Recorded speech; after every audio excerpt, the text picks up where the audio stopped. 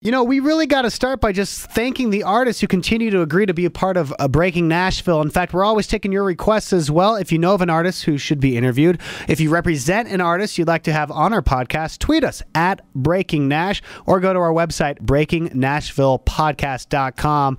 I'm excited today because I'm a big fan of hers. It's Breaking Nashville with Lindsay Ell. Can't shut me up, can't hush my mouth. I'll bang and drum my beat so loud. You can't cover up the truth with duct tape. Boy, it's gonna hit you like an earthquake. Gonna sound like thunder from your rooftop all day, all night. Can't make me stop. I'm the siren that you can't unplug. No, you So we usually do these podcasts and we like to talk about how someone starts, and that's usually really how it begins. But Lindsay, you've had such a big week. We got to talk about a few things that are current, and then we'll talk about the past. Okay. Is that okay? Absolutely. Anything. Because you were just nominated for a CCMA. I was, and you're so sweet. You were one of the first people that texted me. Thank you for that. I wasn't the one to announce it to you, was I? No, no, Okay. you weren't. But shortly after, which was very commendable to you. I mean, my goodness, to have a song on country radio was a huge dream of mine, let alone to be nominated. This is my first official nomination for an award, so Wow. it's a big deal for me. How does that happen? Do you get a phone call from the board of directors from the CCMAs, which is the Canadian Country Music Awards? Exactly. So it's basically the same thing up in Canada.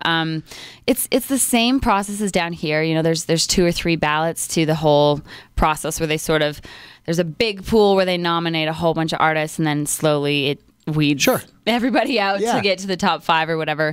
And so you kind of follow the process along as you get closer. And then finally when you're down to like the top 10, it's when you start crossing your intense. fingers and and saying prayers every night. And then finally you just get that email one day that ding in your inbox and you're like, hey, that's pretty cool. So will you go to the award show? Is there one like there is here in Nashville? It's the exact same thing. Yeah. Okay. So I will go.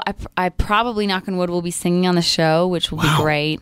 And yeah, I mean, I was nominated for Rising Star and then All-Star Guitar Player, which is still crazy to me because I know I'm a huge guitar nerd, but there are so many people who can play circles around me with guitar. So, and we're going to it's talk a huge about honor to you be playing nominated. with someone else who's great at the guitar in a second. But with the CCMAs, you're from Canada, Mm-hmm. born and raised. So did you watch the CCMAs growing up? Always, you know, I've just been such a country music freak ever since I was a little girl. So I would watch the CCMAs, I'd watch the CMAs, I'd watch the ACMs, I'd watch the CMT Awards. It was almost like I had an award show every month to watch.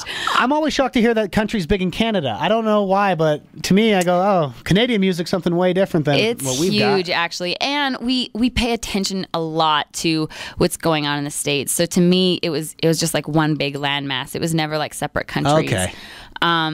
But Calgary, where I'm from, is actually like the country music mecca. So we have something called the Calgary Stampede, which is exactly like Houston's rodeo. And it's sort of 10 days where they bring in a whole bunch of artists. And there's a big rodeo, there's chuck wagon races, and then there's a big exhibition where you can play so many shows all over the city. And it's a lot of fun. And the other big thing that happened this week, I said this to you when we first met, I have a guitar crush on you. You're amazing on the guitar. And all of a sudden, the guy who's known for the guitar more than anyone, Keith Urban. Yes. You got to be up on stage with him. I know, and I have been looking forward to sharing the stage with Keith forever. Sure. And yeah, he happened to be playing the Stampede actually, and I had played the Saddle Dome the night before and was just in town in the studio doing a few things. And I got the call at 5 o'clock, being like, "Lindsay, would you like to come on stage with Keith tonight and sing 'We Were Us' with him?" Well, who calls you?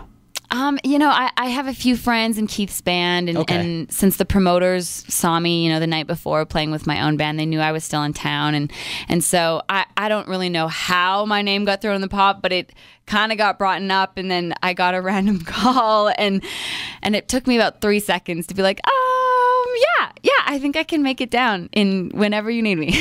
Did you practice with him ahead of time, or was it one of those things where you just go up and you pray you don't mess up? Well, you know, I would have been fine either way, but Keith is just such an amazing guy. He actually did have me come down a little early so we could run through it and figure it out. And he's just so humble. You know, I have so much respect for him as a player, as a songwriter, as an artist, but just he's a heart of gold. You know, he's one of those artists who throughout time, regardless of his level of success over the past few years, he just still seems the same guy, you know, and he treats you like a human being. So this wasn't the first time you've met him? I actually opened up a few shows for them a couple years ago, but I never got to share the stage with him. So this was a definite defining moment. So the podcast is Breaking Nashville because it's about from your roots growing up to trying to break into Nashville, which you're doing, which is exciting to see over the last, I'm going to say year for you and your radio tour. Absolutely. When did you start your radio tour? I mean, officially, I think we started a radio tour in October of last year, so October of 2013. That really is almost a year then. It is almost a year. It's crazy. It's so crazy when people say, like, it takes 10 years to have an overnight success. It really is that. You know, I've been playing piano ever since I was 6 years old and guitar since I was 8 and played shows across Canada back and forth until I finally moved down to Nashville. I mean, I started coming down about 5-6 years ago and, you know, just songwriting and playing as many shows as I could and then finally ultimately finding the team that I knew believed in me as much as I did. You mentioned about the piano. I was shocked to see that because you're known for the guitar. Did you walk away from the piano? A little bit, yeah, and I'm kind of mad at myself that I did. Yeah. However, I still play by ear, and I love writing on piano because it's just totally a different perspective. Guitar, I think of it so theoretically, and piano, it's just like, oh, that sounds cool. That sounds cool. I started classical piano. My brother and I, you know, got started when we were really, really young. Took a couple years of that, and then when I was 8 years old, it was a lot cooler to play Shania Twain songs on my guitar with my dad. So I definitely took a little turn in the road there, but now just the two instruments sort of can complement each other, and I hope I can bring the piano in on a live show. Were you able to pick it up easy? Because I remember taking both piano and guitar growing up, and it did not come easy. It hurt my fingers, and I quit. Hey, it still hurts my fingers today. You know, if I have been traveling a lot and I haven't played for 4 or 5 hours a day, like it happens. But I'd say anything is easy if you want to do it bad enough. You know, I loved everything about guitar and learning, you know, Tommy Emmanuel instrumentals, and I just wanted to like dissect them. I was such a guitar nerd growing up. I had literally no social life, and I would just sit in my bedroom learning solos. Yeah, I was the biggest loner nerd ever growing up. I don't believe that about you. I totally was.